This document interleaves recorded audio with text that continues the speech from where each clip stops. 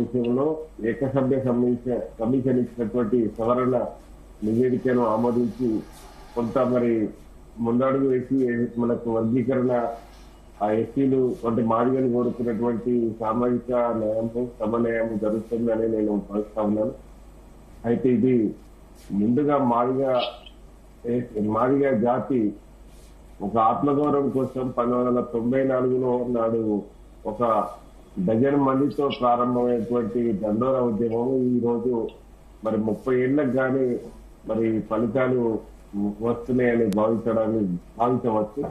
ఎందుకంటే నాడు ఉమ్మడి ఆంధ్రప్రదేశ్ లో మరి మందకృష్ణ చేపట్టినటువంటి దండోర యాత్ర ఈరోజు అనేక అంశాలపై మరి ఒక దండోర యాత్ర ఏంటంటే ఒక ఒక రకంగా చెప్పాలంటే ప్రజాస్వామ్యవాదులకు ఎస్సీ ఎస్టీ బీసీ నాయకులకు ఒక కనువిప్పు చేసినటువంటి యాత్రగానే భావించాను. ఎందుకంటే అప్పుడు ఉన్నటువంటి పరిస్థితిలో అది 12 మంది తోటి ప్రారంభమైన దానికి దీనికి ఏం మైండ్ చేస్తుంది ఏంటి అనేది అందుగా కొంత చేయడం జరిగింది. దానికి ప్రధానంగా ఏంటంటే అప్పుడు కొంత మాలలకు మాదిగలకు ఉన్నటువంటి డిస్టర్బెన్స్ అంటే బలంగా 70% ఉన్నటువంటి ఉమ్మడి ఆంధ్రప్రదేశ్ లో 70% ఉన్నటువంటి మాదిగలకు 10% రిజర్వేషన్స్ అందుతున్నాయని, అదే 30% ఉన్నటువంటి మాలలకు 90% రిజర్వేషన్స్ అందుతున్నాయని సమన్వయం కోసం చేపట్టినటువంటి యాత్ర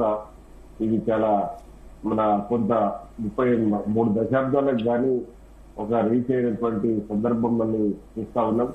దానికి మరి ఒక రకంగా చెప్పాలంటే మందకృష్ణకు ఇది దక్కినటువంటి గౌరవంగానే భావించాలి. ఎందుకంటే ఈ నిర్ణయం ఏదైతే ఉందో అది ఒక తెలంగాణకు ఆంధ్రప్రదేశ్ కు పరిమితమైనటువంటి సమస్య కాదు.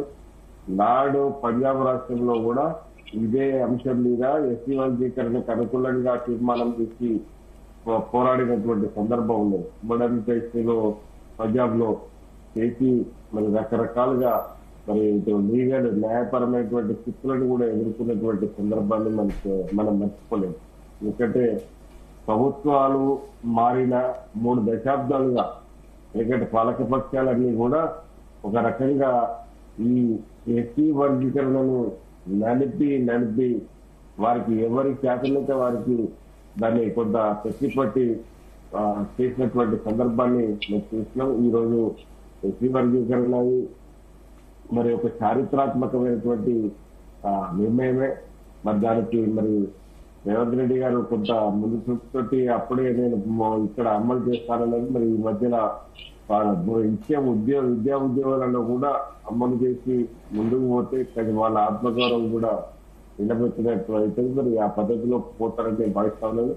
ఈ ఎస్సీ వర్గీకరణతో పాటు బీసీ ప్రధానమైనటువంటి మేము సగం మాకు సగం మరి బీసీలు కొట్లాడుతున్నటువంటి సందర్భంలో ఎన్నికల ముందు 42% ఏదైతే రిజర్వేషన్ ఇస్తామని ప్రామిస్ చేసిరో దానికి అనుకూలంగా మరి ఇవాళ అమలు చేయాలని కేబినెట్ నిర్ణయించడము, దానికి విద్యా ఉద్యోగాలలో మరి ఆ పద్ధతిలో చట్టబద్ధి చేస్తే డెఫినెట్ గా ఈ ప్రభుత్వాన్ని బీసీలు కూడా మర్చిపోరు అనేది మనం గుర్తుపెట్టుకోవాల్సిన అవసరం.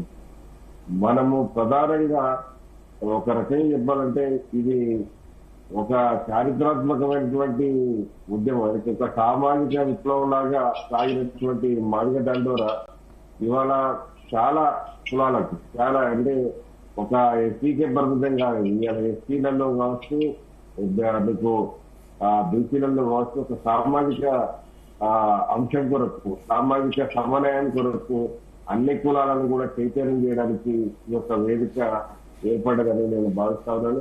ఎందుకంటే మనకు చాలా విషయాలలో నాడు రామచంద్రరాజు కమిషన్ విషయంలో కావచ్చు, తర్వాత మనకు ఒక స్టేజ్లో మిశ్రా గారికి రాష్ట్రాలకు చేసే హక్కు లేదని చెప్పినటువంటి సందర్భం ఉన్నది. మరి ఈవీ చిన్నయ్య గారు ఈ కమిషన్ ఒక్కసారి పునఃపరిశీలించాలని మళ్ళా అప్పీల్ చేసినటువంటి సందర్భం ఉన్నది. ఇవన్నీ కూడా ఏంటంటే ఏదేమైనప్పుడు కూడా ప్రభుత్వాలు వస్తున్నాయి పోతున్నాయి కానీ ఒక కొలిక్కి రావడానికి పంజాబ్ రాష్ట్రంలో వేసినటువంటి సుప్రీంకోర్టు వేసినటువంటి కేసు ఏదైతే ఉన్నదో ఆ తీర్పు ఏమైతే ఉన్నదో ఇవాళ మాదిగలకు ఒక వరంగా భావించాలి.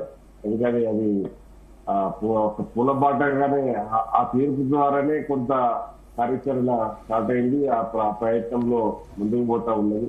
అప్పటికి ఎన్నో అడ్డంకులు సృష్టించినప్పటికీ కూడా కొంత ముందుకు పోయి దాంట్లో ఏమో వెనుకాడకుండా మరి ప్రభుత్వాలు మరి వాళ్ళకు ఉన్నటువంటి బలాన్ని తీసుకువెట్టుకొని ముందుకు పోతున్నటువంటి సందర్భం మనము స్వాగతించాల్సిన అవసరం ఉన్నది. కాకపోతే అది కాలయాపన చేయకుండా ఇప్పటికీ వాళ్ళు కోరుకున్నటువంటి బీసీలు కోరుకున్నటువంటి తర్వాత ఎస్సీలు కోరుకున్నటువంటి ఎందుకు చెప్తున్నానంటే ఎస్సీలలో ఏ రకమైనటువంటి వివక్ష జరిగిందని వాళ్ళు పనిచేసిన బీసీలలో కూడా అదే పద్ధతిలో జరుగుతుంది.